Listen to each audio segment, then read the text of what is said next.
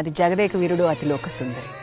మీరు తలపెట్టినటువంటి యజ్ఞాల్లో చాలా యజ్ఞాలు ఒక ట్రెండ్ సెట్టింగ్ అయితే జగదేక వీరుడు అతిలోక సుందరితోటి ఎక్కడెక్కడ రికార్డులు వర్షానికి కొట్టుకుపోయేలా చేశారు. తుఫాన్లో సినిమాని హిట్ చేశారు.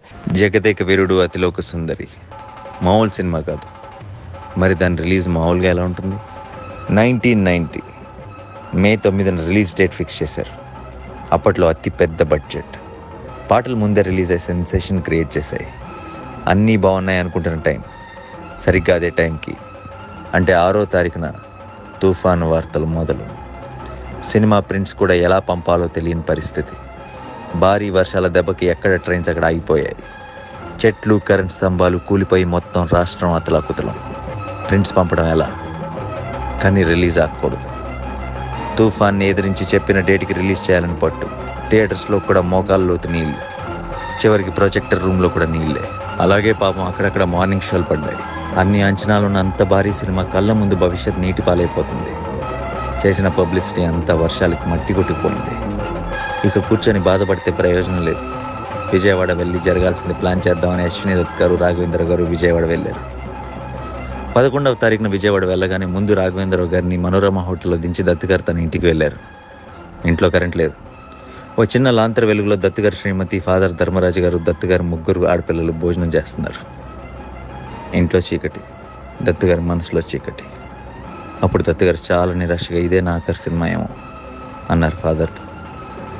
ఆ మహానుభావుడు వెంటనే, ఏం పర్వాలేదు, మంచి సినిమా తీసావు, సెటిల్ అవుతుంది, ముందు భోంచే అని ధైర్యం చెప్పారు. మర్నాడు పక్కనే ఉన్న గుంటూరు మంగా థియేటర్కి దత్ గారు, రాఘవేంద్ర గారు కలిసి వెళ్తే అక్కడ వాతావరణం వేరేగా ఉంది. క్లాస్ ఆడియన్స్ ఉండే బాల్కనీలో జనం మాస్ ఆడియన్స్లా రెచ్చిపోతున్నారు. చప్పట్లు, ఈలలు, గోల గోల. ఆశ్చర్యం ఇంకా చిన్న ధైర్యంతో గుంటూరు నుంచి తెనాలి బయలుదేరారు దర్శక నిర్మాతలు ఇద్దరు. అప్పుడే ఓ మరుపురాని సంఘటన.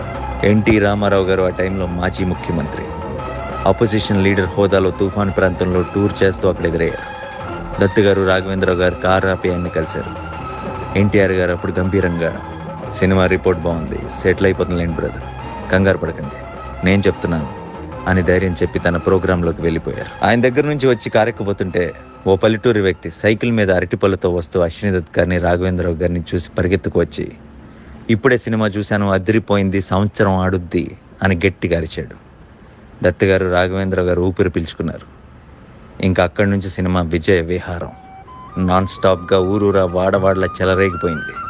తుఫాను, వర్షం, అబీభత్సం ఏవీ జగదేక వీరుడు అతిలోక సుందరిని ఆపలేకపోయాయి. ప్రతి షో హౌస్ఫుల్. పడవల్లో టౌన్కి వచ్చి మరి సినిమా చూశారు. ల్యాండ్ మార్కెట్స్ ఊరికే వస్తాయా?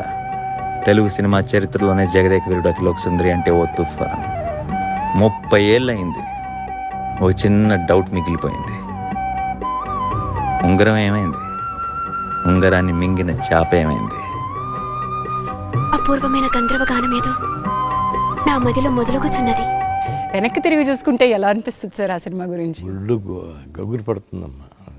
జగదేక వీరుడు అతిలోక సుందరి అది మొదలుపెట్టినప్పుడే మేము అదే అనిపించింది, ఈ సినిమాలుకి భిన్నంగా ఏదో తీయాలి, బాస్ కాల్చిస్తే తీయాలి అని అనుకుని జగదేక వీరుడు అతిలోక సుందరి కథ రెడీ చేస్తే ఆయన బాగా ఇంప్రెస్ అయ్యి, ఆ తర్వాత ఆయన కూడా 1.5 month 2 months ఈ కథ మీద కూర్చున్నారు. దాదాపు ఆ కథ మీద 27 మంది రైటర్స్ వర్క్ చేశారు. 27 మంది 27 మంది పరచూరి బ్రదర్స్ తప్ప మిగతా వాళ్ళు అందరూ వర్క్ చేశారమ్మా. సత్యానంద్, అల్లమూరి వీరేంద్రనాథ్, జింజాల, తమిళియన్స్ ఎంతోమంది. అట్లాగే అది స్టిల్ రికార్డ్స్ అన్నీ కొట్టిందమ్మా. ఎన్నో సెంటర్లలో 100 రోజులు 200 రోజులు కూడా ఆడింది. థియేటర్లో మోకాల వరకు నీళ్ళల్లో కూడా కూర్చుని చూసారంటే, ఒక తుఫాను ఆంధ్రప్రదేశ్ని వణికిస్తున్నా సరే ఎంటర్టైన్మెంట్ అది ఇచ్చిందంటే ఎంత గొప్పతనం అది, ఎంత గొప్పతనం. అలాగే అప్పటి నుంచి మొదలయ్యి చిరంజీవి గారికి నాకు ఎనలేని ఫ్రెండ్షిప్. అది వెళ్ళలేని ఫ్రెండ్షిప్ అంటాను సార్ నేనైతే. వెళ్ళలేని ఫ్రెండ్షిప్ నిజంగా అండి. 4 సినిమాలు చేసామమ్మా. 3 సినిమాలు అయితే అసలు అమోఘం. జగదేక వీరుడు, చూడాలని ఉంది. చూడాలనుంది. జై ఇంద్ర. చిరంజీవి.